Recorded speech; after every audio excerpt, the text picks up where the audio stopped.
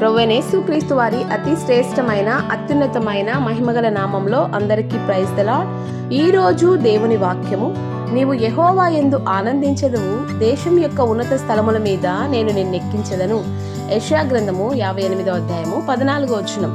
ఇక్కడ రాయబడిన సందర్భం మనం గమనించినట్లయితే, ఎవరైతే విశ్రాంతి దినాన్ని, ఆదివారమును ఘనముగా ఇది దేవుని ప్రభువు దినము, ప్రభు సన్నిధిలో నేను గడపాలి అన్న తీర్మానంతో ప్రతి ఆదివారం ప్రభువుని ఎవరైతే గణపరుస్తారో, ప్రభు సన్నిధికి ఎవరైతే విలువనిస్తారో వారిని దేవుడు దేశం యొక్క ఉన్నత స్థలం మీద ఎక్కిస్తాను అంటున్నాడు. అంటే ఆశీర్వదిస్తాను అంటున్నాడు.